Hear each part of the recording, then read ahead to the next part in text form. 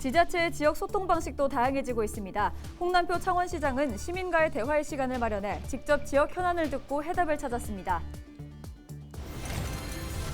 후보자 등록이 시작되면서 조합장 선거도 본격적인 경쟁이 시작됐습니다. 주의해야 할 점과 앞으로의 일정 등을 이슈앤피플에서 살펴봤습니다. 강제추행 혐의로 1심에서 징역형이 선고된 오태환 의령군수가 불복해 항소하자 지역 여성단체가 오 군수의 정치계 퇴출을 요구했습니다. 지인의 집에 침입해 군품을 훔친 50대가 경찰에 붙잡혔습니다. 들키지 않기 위해 마스크까지 썼지만 목소리를 알아챈 지인의 신고로 범행 2시간 만에 잡혔습니다.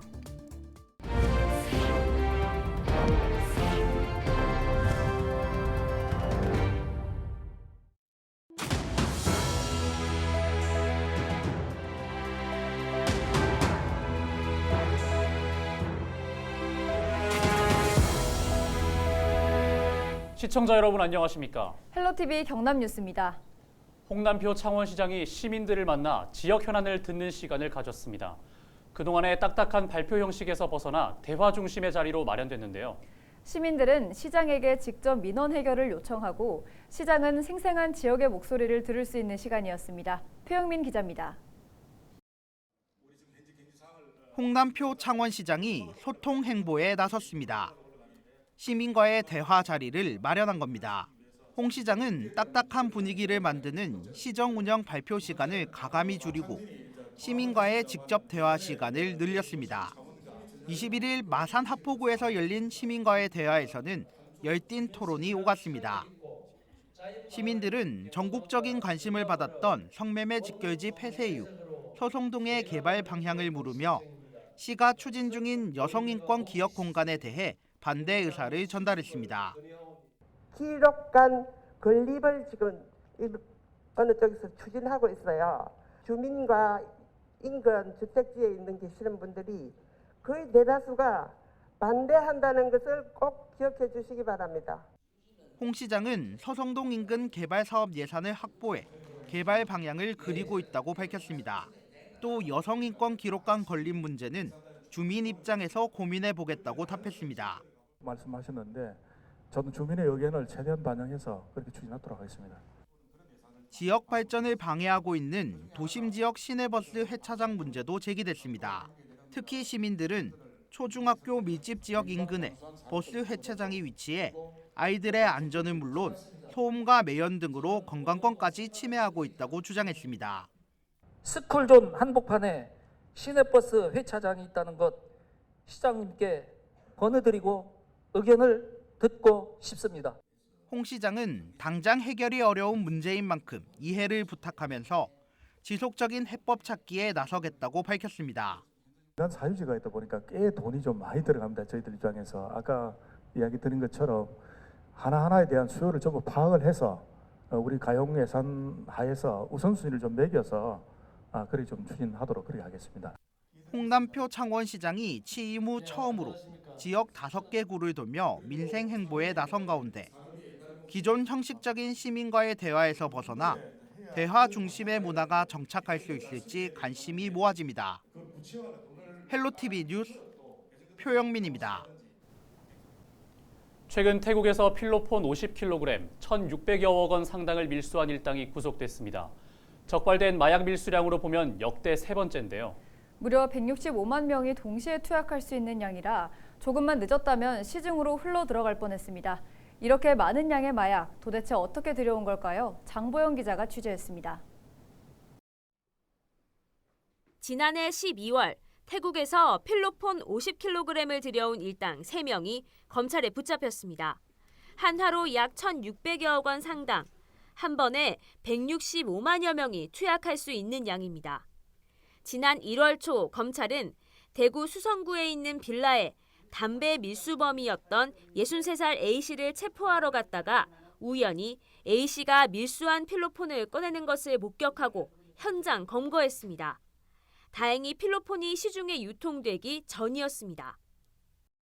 검찰이 압수한 필로폰입니다. 이 한 봉지에 120g, 4억여 원가량으로 4천여 명이 동시에 투약할 수 있는데요.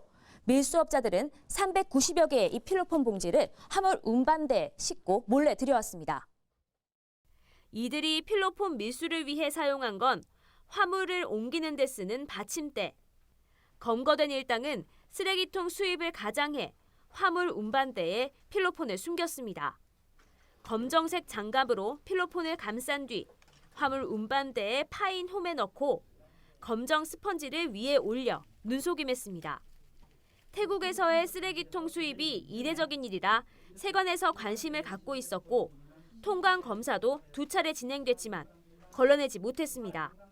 화물의 크기가 크고 양이 많아 아래쪽에 있는 화물 운반대까지 미처 파악하지 못한 것으로 보입니다.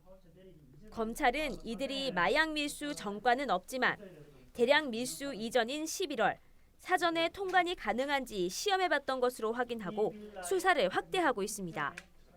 태국 마약수사청, ONCB 및 국정원 등 국내외 유관기관과 긴밀히 협력하여 태국 내 필로폰 제조, 공급책 등에 대한 수사를 진행하고 있습니다. 부산지검은 신설된 마약범죄 특별수사팀을 중심으로 해외 마약류의 유입과 유통을 차단해 마약 청정국의 지위를 회복하겠다고 밝혔습니다. 헬로티비 뉴스 장보영입니다.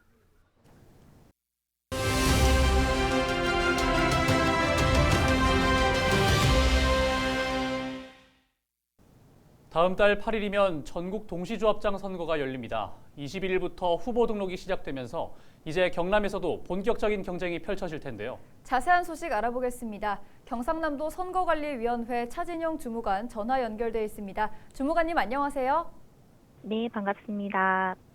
네, 후보자 등록이 시작됐는데요. 이제 조합장 선거관리 일정은 어떻게 되나요? 21일과 22일 이틀간 경남에서는 170개 조합의 후보자 등록을 받습니다. 그리고 현재 각 조합에서 선거인 명부를 작성하고 있는데요. 21일까지 작성을 하고 확인 절차를 거쳐서 26일에 명부가 확정이 됩니다. 선거 벽보와 선거 공보를 각 후보자들에게서 제출받아 선거 벽보는 조합의 주 사무소와 지사의 게시판에 첩부를 하고 선거 공보는 투표 안내문과 함께 각 가정으로 2월 28일까지 배송하는 일정이 남아 있습니다. 그리고 투표는 3월 8일 오전 7시부터 오후 5시까지 가능하고요. 투표 후 바로 개표가 이어집니다. 네, 후보자 등록을 했다면 바로 선거운동이 가능한 건가요? 조합장 선거의 경우 공직선거와 다른 점이 있다면 예비 후보자 제도가 없고 후보자 본인만 선거운동을 할 수 있습니다. 그래서 선거운동은 후보자 등록을 마친 후에 2월 23일부터 3월 7일까지만 후보자 혼자서 할 수 있습니다. 선거운동 방법을 보면 대부분의 조합에서 선거 벽보, 선거 공보, 어깨띠, 위도 소품, 전화, 정보통신망, 명함을 이용한 방법으로 가능한데요. 이러한 선거운동을 제한하는 취지는 소수로 이루어진 조합장 선거에서 금품 선거를 차단하기 위한 것인데요. 그렇지만 또 선거운동의 자유와 유권자의 알 권리를 제한한다는 지적도 계속 제기되어 오고 있습니다. 그래서 2019년 국회에 선거운동 확대 개정안을 상정을 했는데 아직 계류 중에 있습니다. 네, 조합장 선거 경쟁이 치열합니다. 위법 행위도 늘고 있는데요. 어떤 점을 주의해야 하나요? 2월 21일 현재 경남에서 조합장 선거 관련 위법 행위 조치 건수는 고발 12건, 경고 등이 11건으로 총 23건입니다. 고발 12건 중에 기부행위 위반이 11건으로 90% 이상을 차지하고 있습니다. 이러한 점을 감안해서 3월 1일부터 3월 8일까지를 돈선거 척결 특별 단속기간으로 지정을 하고 마지막까지 저희는 감시 단속 활동을 강화할 계획입니다. 이제 기부행위와 관련해서는 많은 분들이 위반으로 인식하고 계실 텐데요. 금전이나 물품, 그 밖의 재산상 이익을 받은 경우에는 3천만 원의 범위 내에서 제공받은 가액의 10배 이상 50배 이하의 과태료를 부과하게 됩니다. 또 포상금은 최고 3억 원까지 지급하고 있습니다.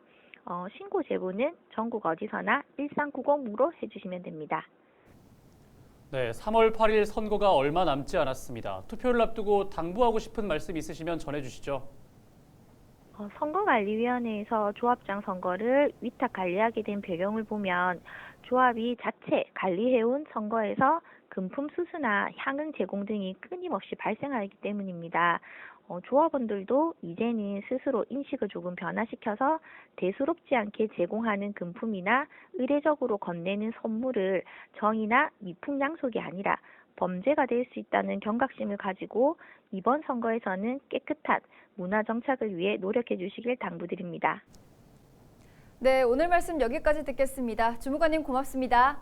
네, 감사합니다. 네, 지금까지 조합장 선거 소식 알아봤습니다. 다음 소식입니다. 경상남도 선거관리위원회는 제3회 조합장 선거를 앞두고 조합원에게 기부 행위를 한 현직 조합장과 입 후보 예정자 등 2명을 경찰에 고발했습니다. 현직 조합장인 A씨는 지난해 말 조합원에게 현금 30만 원을 제공하고 조합원 모임에 현금 20만 원을 건넨 혐의를 받고 있습니다. 입 후보 예정자인 B씨도 자신이 운영하는 개인 소셜 네트워크 서비스에 이벤트를 열어 당첨된 조합원에게 총 13만 원 상당의 선물을 제공한 혐의를 받고 있습니다.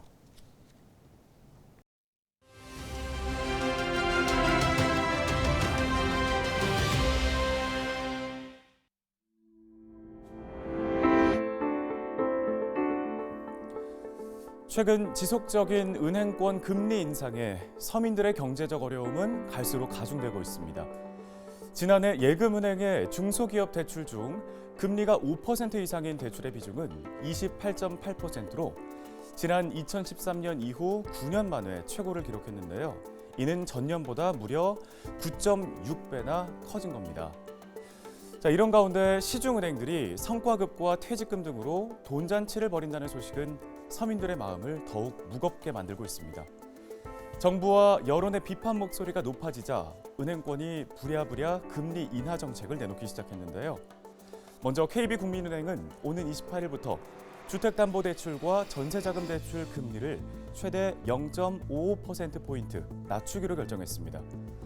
또 우리은행의 경우에는 21일부터 우대금리를 늘리는 방식으로 사실상의 실질 금리를 낮췄습니다. 금리 인하가 기대만큼 이루어지진 않겠지만 금리 인상에 대한 불안감은 덜어줄 수 있을 것으로 보이는데요. 서민들은 3년 후 금송아지보다 당장에 물 한 모금이 필요합니다. 데일리 브리핑이었습니다.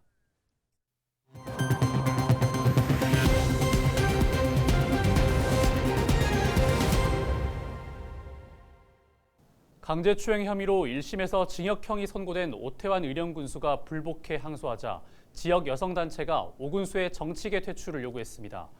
이들은 21일 기자회견을 열고 오 군수는 지역에서 위력으로 카르텔을 만들고 피해자에게 2차 가해를 해왔지만 항소하며 여전히 잘못을 반성하지 않고 있다고 설명했습니다. 이에 경남의 모든 이들과 끝까지 재판을 지켜보겠다며 폭력 정치인들의 정치계 퇴출을 요구했습니다. 합천경찰서는 지인의 집에 침입해 금품을 훔친 50대 A씨를 붙잡았습니다. A씨는 21일 새벽 1시 48분쯤 평소 알고 지내던 B씨의 집에 침입해 흉기로 위협하고 금반지를 훔쳐 달아난 혐의를 받고 있습니다. A씨는 자신을 들키지 않기 위해 마스크까지 썼지만 A씨의 목소리를 알아챈 B씨의 신고로 범행 2시간 만에 덜미가 잡혔습니다. 경찰 조사에서 A씨는 생활비를 마련하기 위해 이 같은 범행을 저지른 것으로 알려졌습니다.